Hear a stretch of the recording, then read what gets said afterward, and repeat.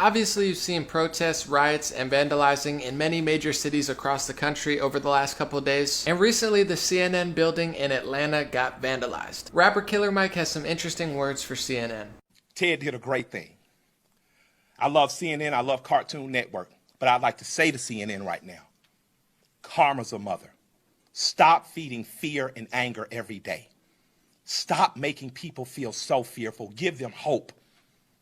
I'm glad they only took down a sign and defaced a building and they're not killing human beings like that policeman did. I mean, he totally nailed it. Fear, fear, fear, fear, fear. That's all you hear on the mainstream media. They're always scaring people. They're always dividing. They're always acting like they have the moral high ground, and then they send you the commercials where they're selling you whatever degenerate product, pharmacy pill, or lawyer to sell another pharmacy product that they used to sell 10 years ago. It's really just disgusting. But somehow they brainwash people into thinking that they're somehow really great people because they're always pointing the finger at others. Thank you, Killer Mike. Another rapper who has some controversial real talk is Lil Wayne. Listen to him talking to Fat Joe.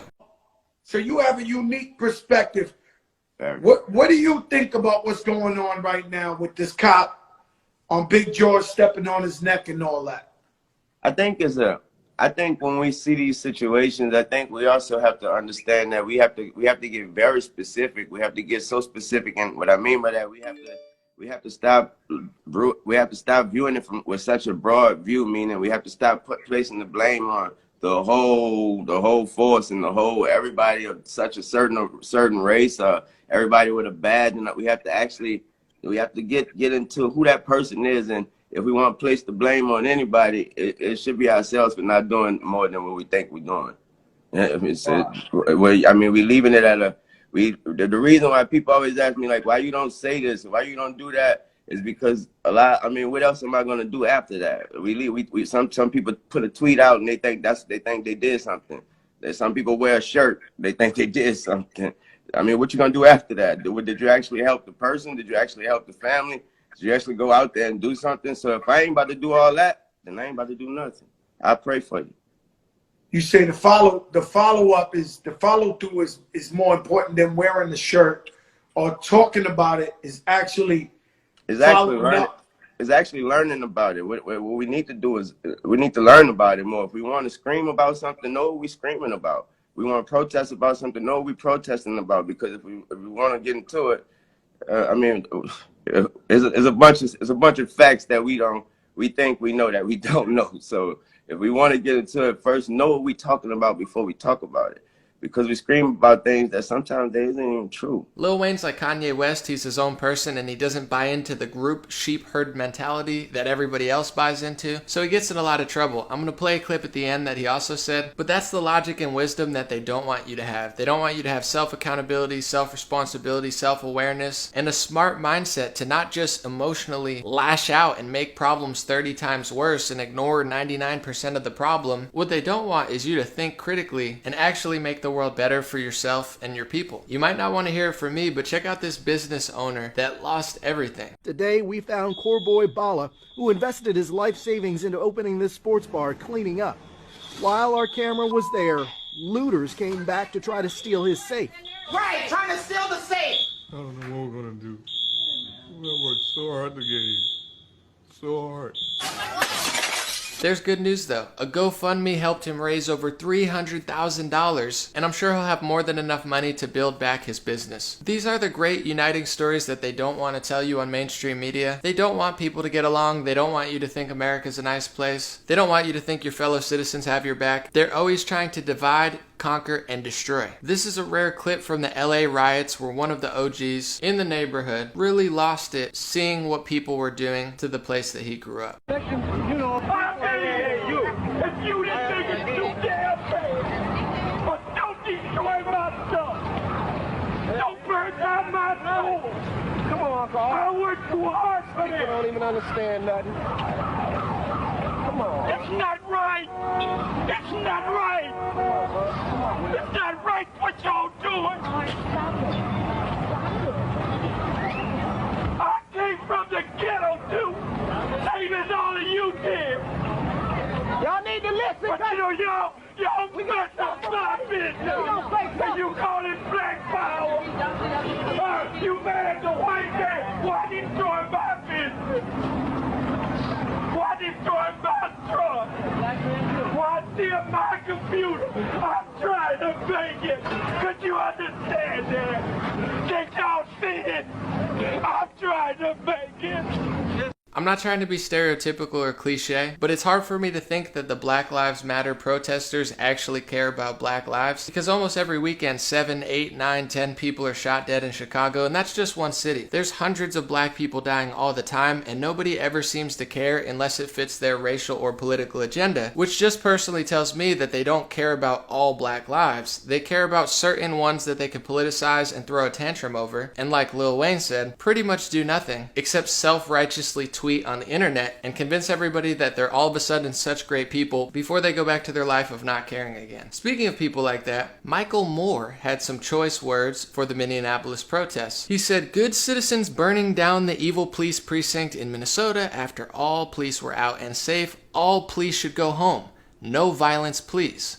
Police headquarters must be demolished by the city tomorrow as a show of contrition to black America. Rebuild PD with decent, kind people, aka people of color." Obviously, there were already black and Hispanic people of color on the police force. In fact, I believe the police chief was black himself. But Michael Moore had to lie and say that let's burn it down until we could get people of color there. What you might not know about Michael Moore is he's a multimillionaire, $50 million, has upwards of 9 houses, and would never take part or live in these areas. I mean, that's for you to do. You burn down your neighborhood. Please burn that, burn that, burn that. I wonder if he'd feel that way if you went towards Michael Moore's neighborhood. Something's off about that. $50 million, 9 houses, telling people in Minnesota what to do and acting like he's the king of minorities. If I recall, I believe there was a Malcolm X explanation for people like this. Let's look.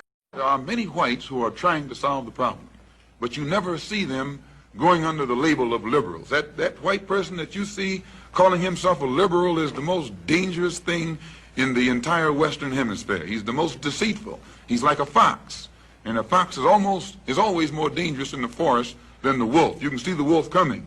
You know what he's up to, but the fox will fool you. He comes at you with his mouth shaped in such a way that even though you see his teeth, you think he's smiling, and you take him for a friend. Malcolm really nailed it, and that's the problem with a lot of these people in Silicon Valley or a lot of the celebrities in Los Angeles. They live in the hills. They live in multi-million-dollar mansions and gated communities. They don't live in the streets of Minneapolis. They're not at the protests. In fact, when CNN got attacked, all of a sudden they changed their tune on what they thought the protests were. You even had people tweeting out, no, not us, go attack Fox News, we're your friends. I said, you know, these kids don't care about CNN. They'll listen to DaBaby or maybe Cardi B, but they literally don't care about you.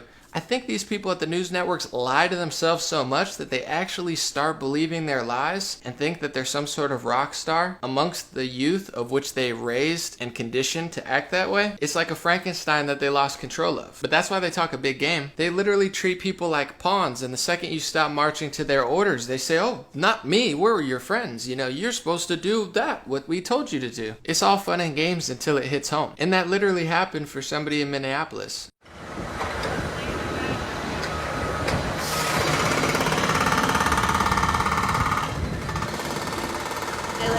In this apartment building right here where they're currently putting the water in. I got a call from my landlord this morning that the place was on fire last night. Me and my neighbors went and stayed at a hotel, and I came down here as soon as he called and I got a hold of him, and it just is like really heartbreaking. I just moved in here like a week and a half ago, and I just got everything set up, and I was really excited to live in the city and be around everyone. And now it's all gone.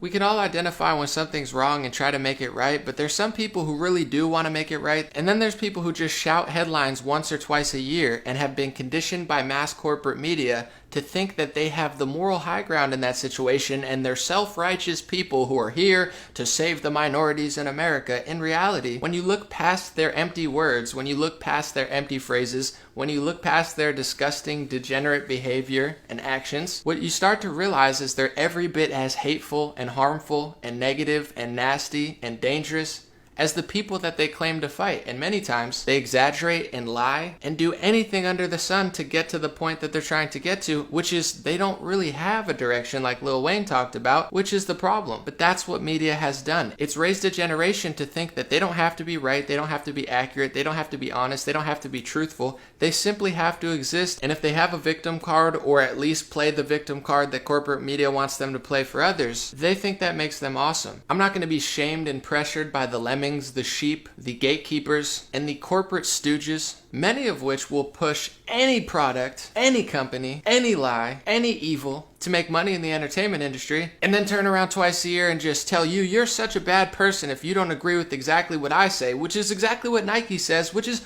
exactly what MasterCard thinks, and what do you know? It's exactly what all the corporations and all the media thinks. It's almost like I don't have any original thoughts for myself, and I just march to the orders of activism whenever I'm told it's publicly acceptable to march to the orders of activism. Well, guess what? If that's the type of activism you're doing, it's probably not activism. It's called being a follower. And that's what I'm not, and that's what many people aren't. So overall, I hope you enjoyed those clips. I want to end on a positive one, and it's probably the reason that Lil Wayne doesn't play the same game that every phony celebrity plays when it's politically and socially convenient to do so. At the age of 12 years old, I shot myself. I was in the house. Police knocked on the door. I was right there. They knocked the door down. Everybody jumped over my body to go get the guns and drugs and whatever they could find. It took one guy to stop right there and cuss everybody that hopped over me out. Like, what the f*** are y'all doing? They say, oh, no, we was going to see if it, what the f*** are y'all doing? We called the ambulance. A ambulance, do you not see this kid on the floor with this hole in his chest?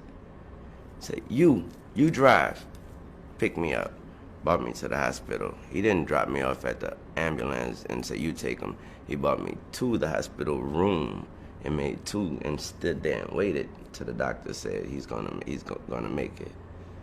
He said, don't worry, my name's Uncle Bob. He was white as snow. Them that hopped over me was blacker than me. Was he a cop? Yeah, he was a cop, and my life was saved by a white man. I don't know what racism is. I know a good named Uncle Bob, though. And I hope you liked this video. Have a good day.